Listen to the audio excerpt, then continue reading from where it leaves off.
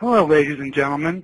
My name is Greg Masters. I'm the managing editor of SC Magazine, and it's my pleasure to welcome you to today's webcast, Defending Your Organization Against Ransomware, sponsored by LogRhythm. In this webinar, LogRhythm will look at the business problems surrounding the new and evolved ransomware threat. One recent study found that 83% of all extortion attacks were being made using ransomware during the fourth quarter of 2015. And attackers are broadening their campaigns, shifting from going after individual personal computers to larger, more lucrative payoffs. For example, last month we reported on attacks in Germany that targeted 2 hospitals soon after another ransomware hit a Los Angeles medical center. We have 2 experts for you today from LogRhythm who will be sharing the early indicators of ransomware, how these schemes function, and automated defenses that you can put in place to thwart the attack. Ryan Sommers is the company's manager of incident investigation and response. Prior to his stint at LogRhythm, Ryan spent 11 years in incident response services for companies such as CrowdStrike, Strauss Friedberg, and the Mayo Clinic.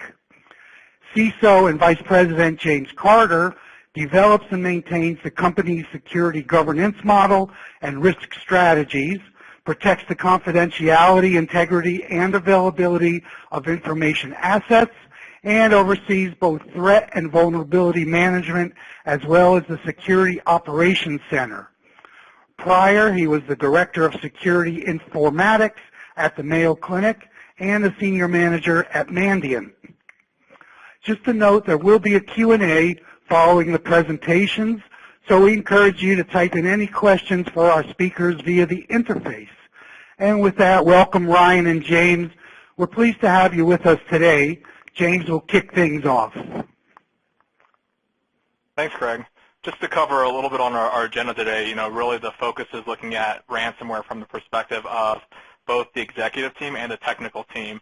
We're going to look at the mass distribution of ransomware as well as the shifting of the more recent shifts more towards a targeted use of ransomware today. So for the executive team, every year if you look at the media outlets, they all come out with their top cybersecurity risks, and this year is no different. If you read a number of the articles, most of them generally said the same things. Things like ransomware were mentioned in every single list that we saw. Internet of Things, the explosion of the Internet of Things and its kind of tangled web between the business, the consumer, and even some national security aspects.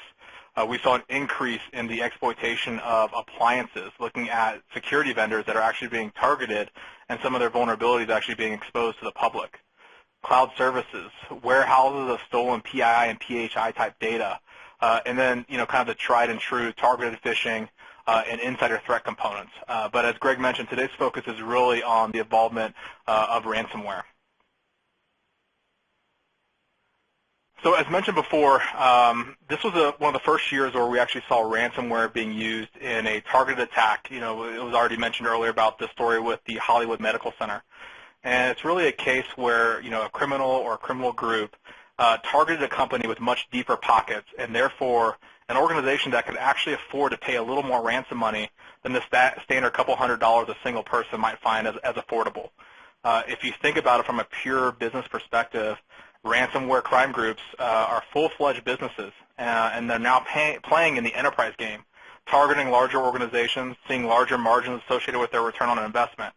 So if your company makes multiple thousands of dollars or even millions of dollars a day, every second probably counts if you're down. As was the case with the Hollywood hospital, paying a few $1,000s and maybe even a few $1 million might be a good business decision if your company's operations are completely stopped by ransomware.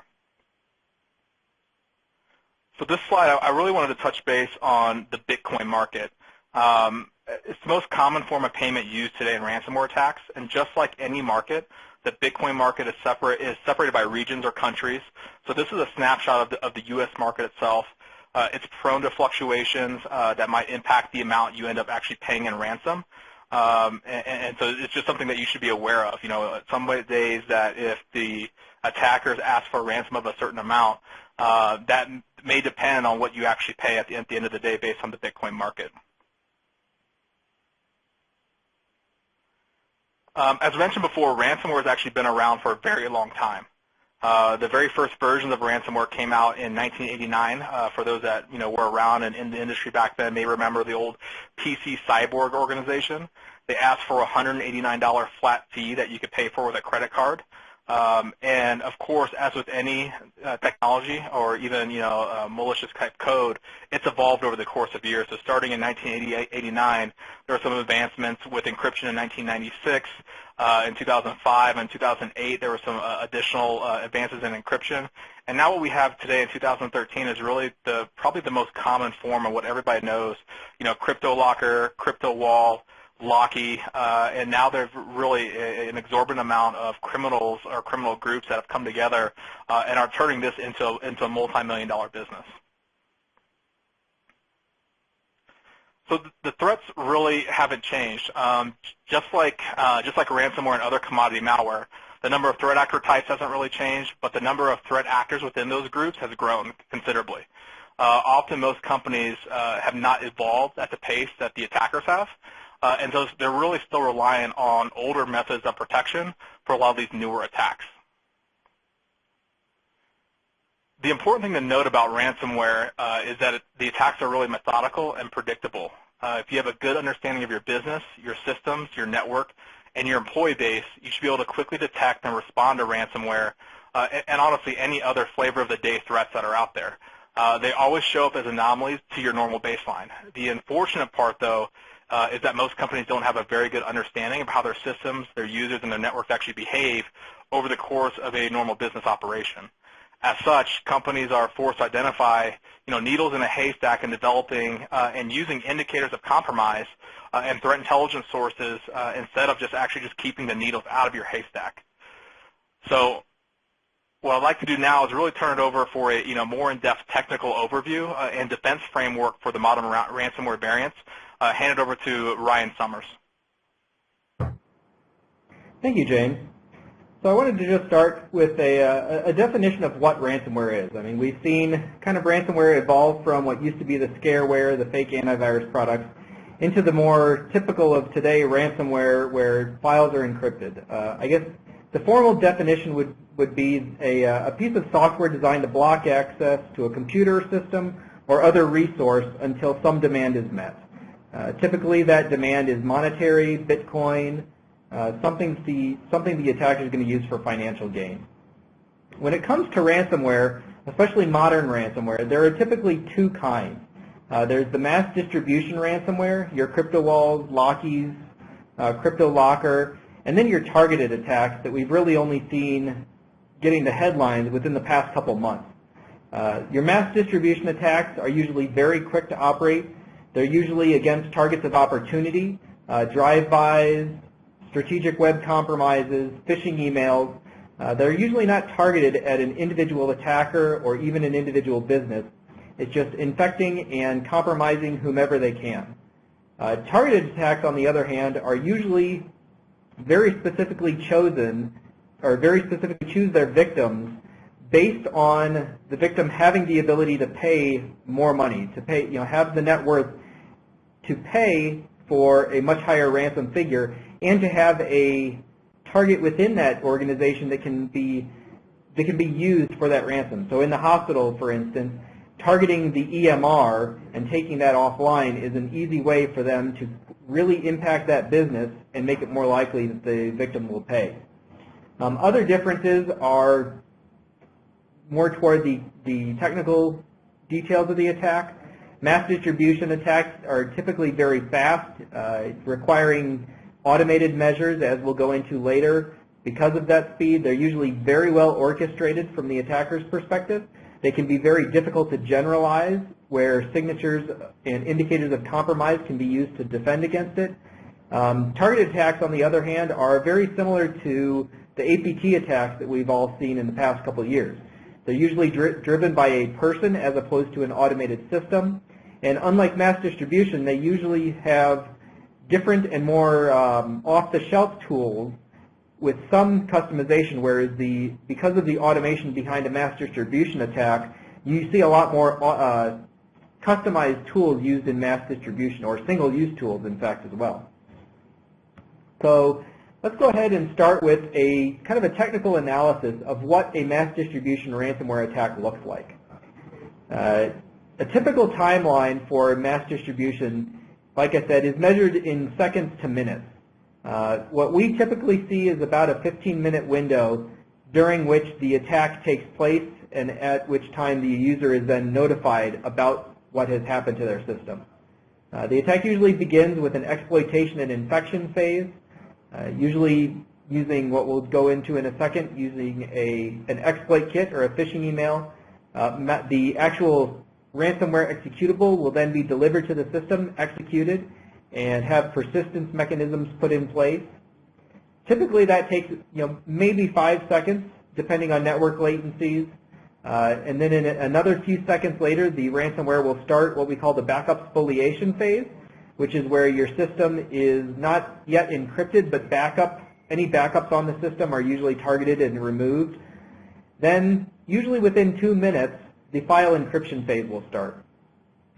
And this is where the ransomware will go out and look for attached devices, storage locations on the local system, network storage locations, anything where user documents reside that can be then encrypted and used for the extortion.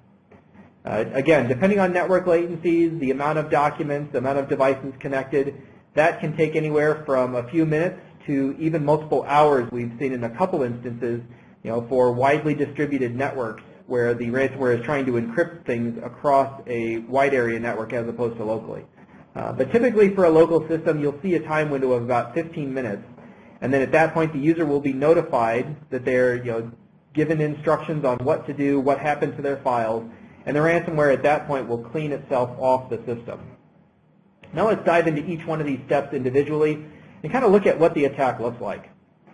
As I said, the initial exploitation and infection phase will either begin via a phishing attack or a web-based exploit kit. The phishing emails are very run-of-the-mill phishing emails, some kind of attachment, be it in a weaponized document, or in the case of CryptoLocker, the CHM, the Windows help files, are very commonly used for the phishing attacks. On the exploit kit side, the ransomware authors have moved toward outsourcing their infection to the exploit kit authors. Again, in the case of CryptoLocker, the Angler exploit kit has really been their method of choice for the last year or so. Before that, it was the Black Hole exploit kit, among a few others. The benefit for the attacker of using an exploit kit is it's now much easier for them to quickly respond to new exploits and to put in new anti-analysis and anti-detection techniques to get the actual executable on the system. Again, the vulnerabilities favored by the Angler exploit kit are typically Adobe Flash and Internet Explorer vulnerabilities, and this is why, again, it's usually a web-based JavaScript-enabled exploit kit.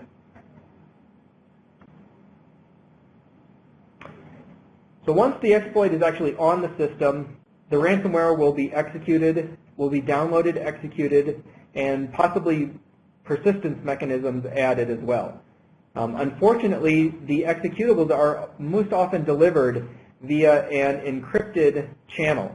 This isn't usually an SSL channel, but actually a custom encryption built on top of just a regular HTTP. For instance, in the case of CryptoLocker, you'll see an HTTP request that has a single letter equals and then a string of hexadecimal digits. This is the encryption of the config parameters being sent to the malware itself. For this reason, because it's using strong encryption, it's very difficult to recover the executable from the wire. You usually have to be either moderating the conversation between the victim and the C2, or on the victim machine monitoring it to actually get a copy of the executable. Most often we see the executable files being placed in the APPDATA folder or the temporary folder beneath the user's profile. And again, this is a very good, knowing this is very good for detection because we can monitor for those events. Similarly, most of the crypto malware will add persistence mechanisms such that if the machine is rebooted in the middle of the encryption process, it can pick up where it left off and continue to encrypt the system until it's completed.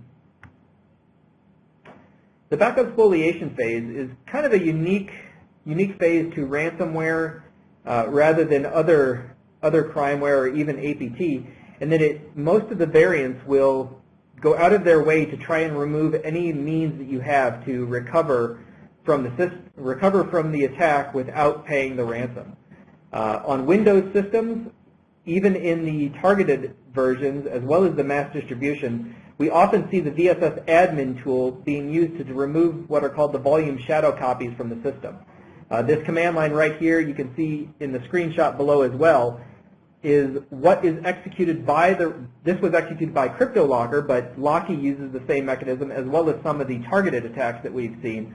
We'll execute this command to delete all the volume shadow copies from the system. There are event logs that are created when this happens, and so it can be a triggerable event for a SIM or a network or a host-based product. Similar to what I said before, several of the variants, especially in the targeted attacks, will even go so far as looking for folders containing backup files and then forcefully remove those files, and even if a program is holding a lock to those files, kill the process so that it can delete those folders and those backups so that recovery is all that more difficult. The file encryption phase is where once the backups are completely removed, the malware will go through and perform a secure key exchange with the C2, establishing those encryption keys that will be used on the local system.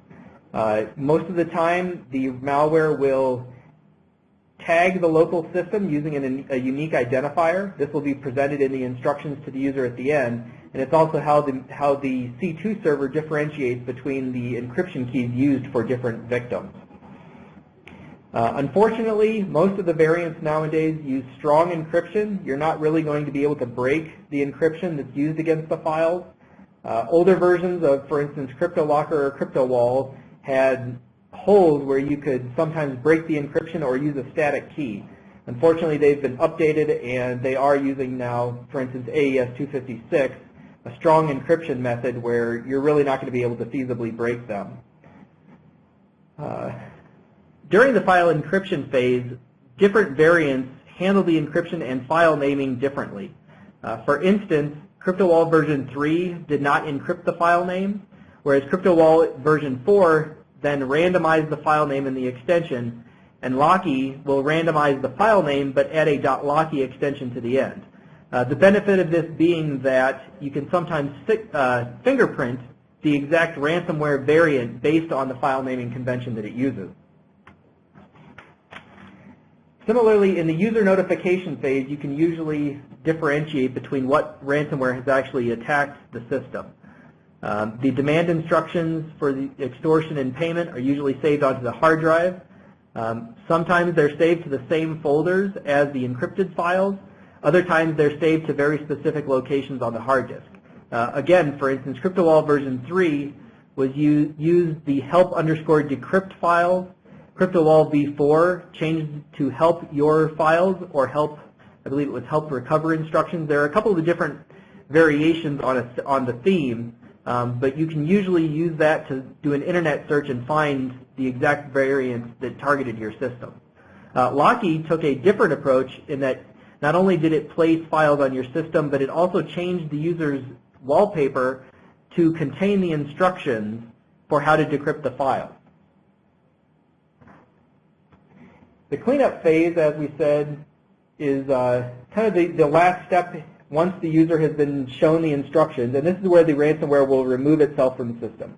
Unlike a lot of other threats, ransomware typically will remove itself completely from the system such that there really is no lingering threat or lingering malicious file on the system. As you can see in this screenshot, these are the actions that were taken during a stereotypical Cryptowall infection, And second line from the bottom, you can see where the ransomware is actually deleting itself from the system before presenting those instructions to the user. Now that we've looked at what a mass distribution attack looks like, let's go and look at how and what we can put in place to defend against it. One of the biggest keys to defense is to create runbooks or incident response plans and disaster recovery plans specific to this attack as well as the other type of threats that an organization may face. Here we're going to fit our steps into the SANS or the Navy or the NIST incident handling framework, those of preparation, detection, containment, eradication, and finally recovery. So during the preparation phase, this is where we're going to try and harden our systems and defend and put protection in place so that we don't have to remediate or don't have to detect those events because they won't have happened. Again, like I said, one of the biggest ways that ransomware gets on the system is via unpatched vulnerabilities, specifically Adobe Flash and Microsoft Internet Explorer. For that reason, one of the best defenses, one of the top 2 defenses even, against ransomware is to always aggressively patch your system. This is not only the operating system, but also third-party applications as well. The second biggest thing for preparation is to back up all the documents to a verified backup that's easy to recover from should they be needed. This is not only your file shares on your servers, but your users should also be storing their documents not only on their local laptops, but to backed up file locations as well. In some instances, this can mean that your users will be connecting to additional network shares that can be encrypted by the ransomware. But if you're using a good backup, and despite the fact that it may become corrupted, you'll be able to restore it more quickly than some files that were stored on a laptop and potentially not backed up. Similarly, one key to defending against ransomware is that of least privilege.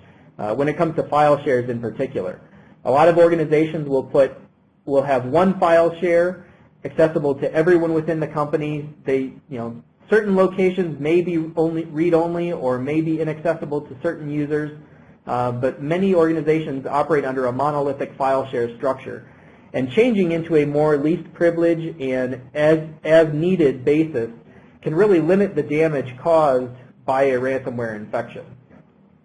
Another big step during the preparation phase is to connect with industry intelligence and threat intelligence sources such as feeds or industry lists specific to crimeware or ransomware, and begin to feed those indicators back into your detection mechanism. Another big tool for responding to ransomware is endpoint detection and remediation capabilities. Tools such as Carbon Black, LogRhythm, among others, can be used to detect these infections early and respond to them automatically and quickly so that they don't become big incidents. For detection, we're going to break it down and look at the individual phases of the attack that we spoke about in the technical analysis and see what we can do to actually detect that phase.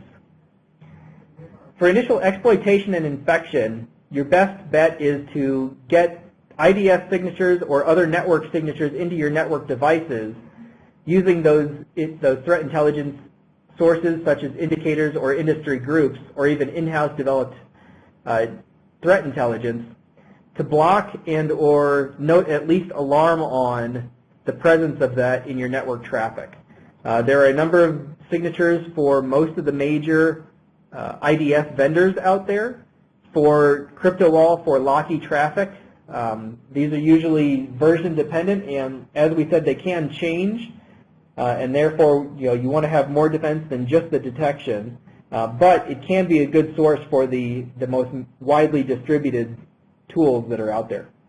For the phishing email, again, any of your tools that detect malicious attachments or perform attachment scanning, look for executable attachments, that's going to be your best defense against ransomware emails. For delivery and execution, as we said, the two common areas that the ransomware uses to execute from are the APPDATA folder as well as the TEMP folder on your system. Therefore, using these and looking for any files executing from these locations is a big way to find and spot ransomware before it's actually had a chance to encrypt. These two screenshots here are the rule blocks that we've developed for our own LogRhythm tool to monitor for file executions from these folders, or to look for file execution from these locations and the creation of the instructions. Similar to the exploitation phase, network rules can also be used to detect the executable delivery and execution, specifically for cases like CryptoLocker, where a very predictable sequence of events to set up the Diffie-Hellman key exchange, you can trigger on those in your IDS and block that. If you're able to block the key exchange, for instance, in CryptoLocker, you can actually avoid being encrypted because the malware won't progress beyond trying to set up that key. Like we've talked about before, backup spoliation is another key area that Cryptowall can be detected, or I'm sorry, CryptoLocker can be detected before they've actually had a chance to execute. Specifically looking for that vssadmin command execution. It's very common for that to be used, and if you have the tools in place and the logging in place to highlight when that tool is executed and take action because of its execution, you can usually avoid either the laptop or network shares being encrypted. The next phase, the file encryption phase, again, usually begins with a key exchange that can be detected via network signatures. Also, file naming and registry modifications on the local system.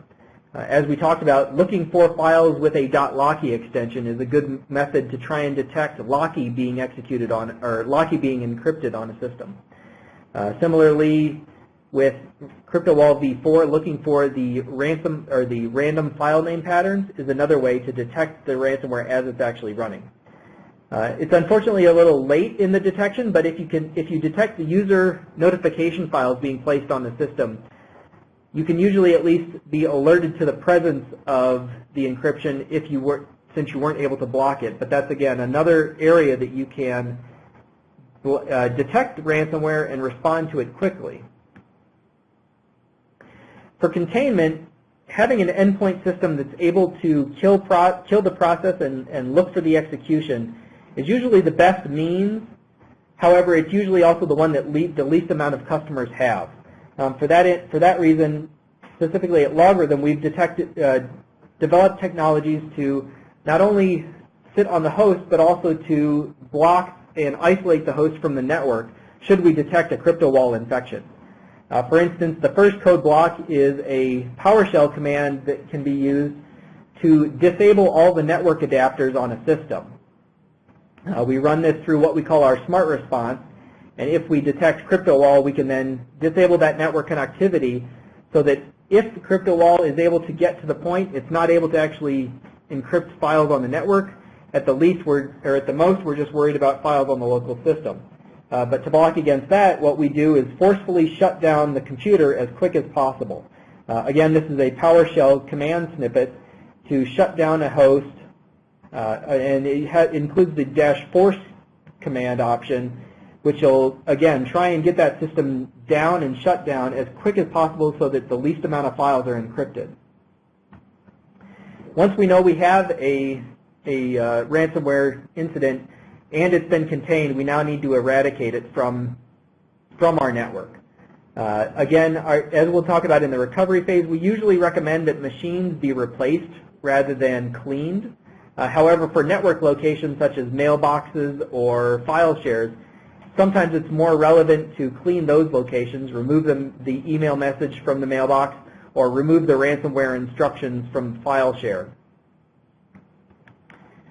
For recovery, again, the #1 task is going to be restoring from backup. If you have those good verified backups, any ransomware event can really be made into a non-issue from just recovering from backup.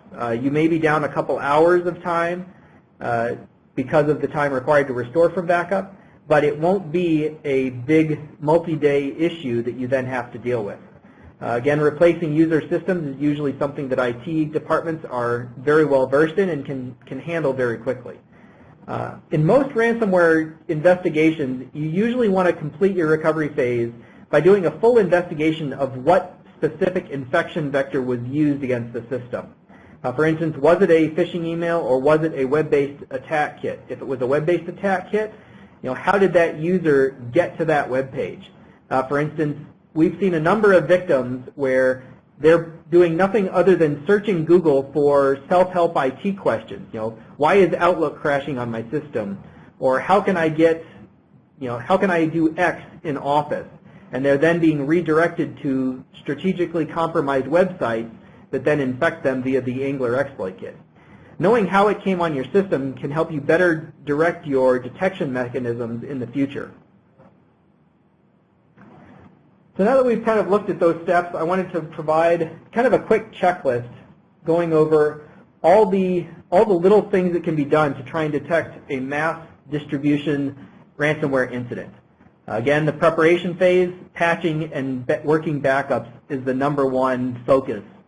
For detection, having proper IDS signatures in place and monitoring for the ransomware execution out of the temp or the APPDATA folder and monitoring for those vssadmin commands are the biggest bang for the buck there.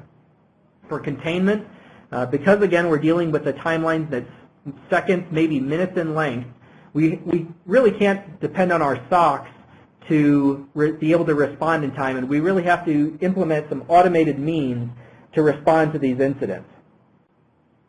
During eradication, we want to make sure that we're not reinfecting ourselves by having malicious emails sitting out there. And then in recovery, we would want to be able to execute our incident response and disaster recovery plans specific to ransomware in an orderly and time-sensitive fashion so that we can get the business back up and running. Now that we've looked at mass distribution of attacks, let's look at some of the more recent targeted attacks. These attacks, as we said before, are quite different from mass distribution. They're more similar to APT attacks than the traditional ransomware that we're used to. Given that they're usually operated by a person as opposed to an automated system, your timeline is a little bit less critical than for the traditional ransomware. Rather than having to respond in seconds to minutes, sometimes you may have minutes to hours to respond because the individual that's attacking the system has to try and find the highest dollar target that they can. Again, like we said, they're usually looking for those high dollar targets rather than trying to target an individual user. They're trying to affect the entire business rather than the user because they can then extort the business rather than an individual user.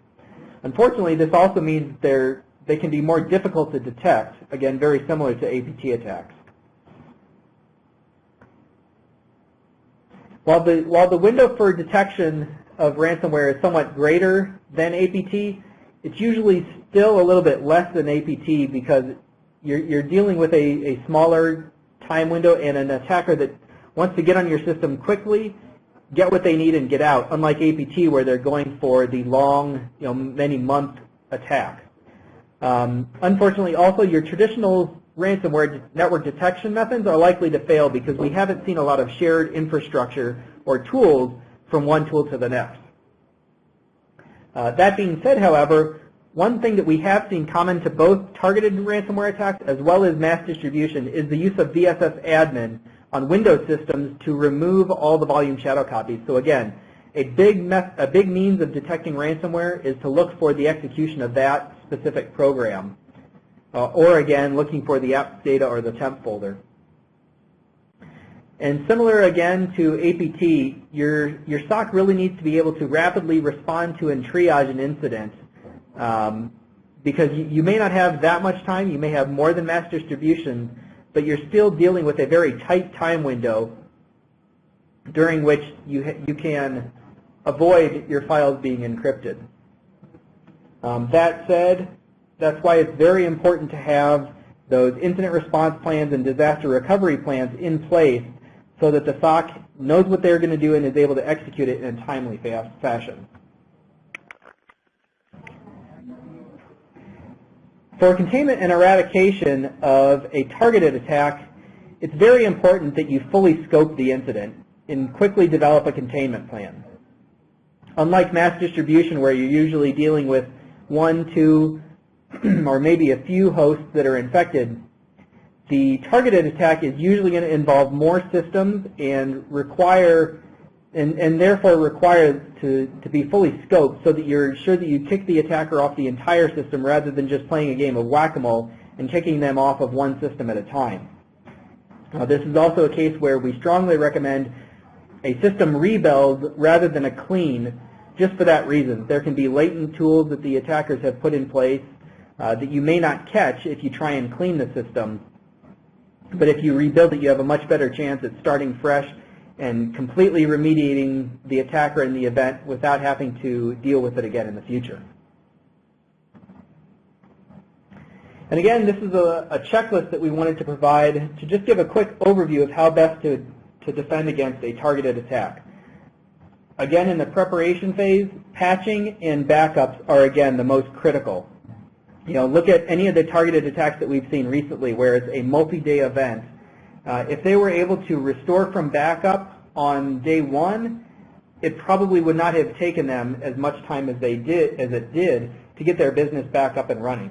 Not only making sure that your systems are being backed up, but make sure that those backups can be used. Run a drill where you stand up a complete duplicate of your infrastructure from backup. Time how long it takes, make sure that all the bugs are worked out and that systems are able to come back up with a minimal amount of user intervention as possible. For detection, again, IDS signatures can be used, but looking for the execution of the vssadmin is a great, easy way to detect the targeted attacks that we know about. But in general, looking for unauthorized access, exploitation of unpatched vulnerabilities, those are going to be your biggest bang for the buck. Containment for targeted ransomware is much more about executing that incident response plan and a fully scoped containment plan as compared to mass distribution events. For eradication, similarly, you want to be sure that you eradicate the entire attack at once and avoid playing a game of whack-a-mole. And for recovery, again, you want to rely on those backups and replacing systems using your disaster recovery plans to get back to a working order. And that's what we have for the presentation. Do we have any questions? Okay, Ryan, I could help with that. Let me thank Ryan and James for the presentations. And we have a number of questions that have come in. I want to remind everybody in the audience, you could key them in as we're speaking right now if you have any further questions for Ryan or James. And with that, ready with the first question. Here we go. Most of your presentation speaks to Windows-specific ransomware. What about Mac OS X ransomware? James or Ryan? Sure. Yeah, this is Ryan. I'll go ahead and I can take that. Most of the attacks that we've seen have actually been targeted against Windows-specific systems. In the past couple of weeks, we have heard about one known incident or known infection of Mac OS X-specific ransomware. This was mass distribution ransomware that was brought down onto a system by an infected BitTorrent client installer. Again, just like the Windows systems, backups and patching is really what's necessary, as well as just user knowledge about these systems, so that you can avoid being infected. Many of the containment methods and detection methods that we spoke of earlier still apply for Mac OS X. But that said, we still see the primary infection vector being Windows specific. And even like I said, in the case of this Mac OS X ransomware, it was via a BitTorrent client, not something you're likely to see, or hopefully not likely to see in a business environment. This is James. The other thing I would add to that too is if you just look at the most prominent system that's used out there. I know there are a number of Mac users, I myself being one of them, but from a business system perspective, I mean the number of Microsoft Windows systems greatly outnumbers that of Macs. And if you look at the specific case with the Mac ransomware that came out, I think they had detected it and got it caught and kind of contained within a matter of a few thousand attacks or even infections, where the Microsoft Windows systems, just based on the number that are out there and them being more heavily targeted, they're in the multiple millions of infections. So the scale is just so different between the two. Okay, thanks, guys. Here's another question for you. Why are more tools not able to better detect and block ransomware? Yeah, so unfortunately, like we said before, the authors both of the exploit kits as well as the ransomware have really made a business of being able to hide from and avoiding detection on the system. It's the typical cat and mouse game in computer security of the defenses are always the ones that have to catch up to the attackers, and unfortunately, the attackers are aware of that and are able to take advantage of that time window in order to infect systems. The exploit kits that we're seeing used, especially like Angler, are very difficult to generalize when it comes to network signatures or signatures even on the host. They use randomized file names. They use pretty much randomized URL patterns. They're not using, in many cases, their own DNS infrastructure anymore. They're taking control of other domains, so you're not able to just look for young domains anymore. You really need to look for host names that are attached to other domains. They're getting very good at avoiding detection, and for that reason, it's just been more and more difficult to write those detection methods in the tools in time to defend against the malware. And I think, just to give you an example, when CryptoLocker version 3 came out, and some of the indicators of compromise or some of the detection methods went public, version 4 came out the very next day. So it was literally less than 24 hours before their version 3 got outed that they came out with their newest version that wasn't as easily detected. And I think if you look at this from the perspective of why are tools not better at detecting and blocking ransomware, I think a lot of it's the prevention side that a lot of people get confused with on this, is that a lot of tools right now are having a hard time preventing ransomware from actually happening. But if you look at the indicators that Ryan showed during his portion of the presentation, some of those components that we have, combine that with your knowledge of how your organization operates from a user network and system perspective, you should be able to detect and respond pretty quickly. I mean, it doesn't, they follow the same kind of pattern more often than not. And if you just pick up on that pattern, you can actually detect it pretty quickly and respond with either a containment or, even a remediation before it starts actually impacting your environment pretty heavily. So I think the prevention side is a little tough, but I think detecting and responding is actually getting better around this stuff, especially the more intelligence you can add into your detection and response, the better you'll be at actually being able to do that. Okay, thanks, James and Ryan. Here's one more question for you. If you had to pick any one thing to best protect against ransomware, what would it be? Sure, yeah. As I said in the presentation, I think verifiable and frequent backups and good backups is by and large the best defense against ransomware. For the simple reason that if all your other defenses fail, again, kind of speaking to that cat and mouse game, if all your other defenses fail, even if you have a good backup infrastructure behind it, you're going to be able to recover quickly with the minimal amount of effort and downtime to the business. It's just so critical to be able to quickly restore from backup and get back up to operating that even without the backups, even if you patch and have everything in place, the backup is really the last line of defense and the strongest line of defense against ransomware type attacks. And from a CISO or an executive perspective, I might say get a really good insurance policy as the best protection against ransomware. And I know that's not really a protection, but the fortunate part for most companies today is that a lot of insurance companies, cyber insurance firms, actually will pay out. So if you have to pay a ransom from a ransomware infection, a lot of them will actually, cover that or pay that as a part of the insurance policy. So that way, if things happen, you have a loss of revenue or an inability to generate revenue due to a ransomware infection, you may be able to take that and use your cyber insurance and make a claim to recover that revenue. So I would probably say from a executive level, from a risk management, just for pure risk management perspective, getting a really good cyber insurance probably is worth its weight in gold in situations like this. Okay, and that's going to be a wrap for this session. If we didn't get to your questions, LogRhythm reps will follow up. So let me extend our thanks to LogRhythm's Ryan Sommers and James Carter for sharing their insight and expertise today, and of course our thanks to all of you for taking part. This webcast will be available on demand beginning tomorrow on the SC Magazine website under the Events tab. For SC Magazine, this is Greg Masters. Good day, everyone.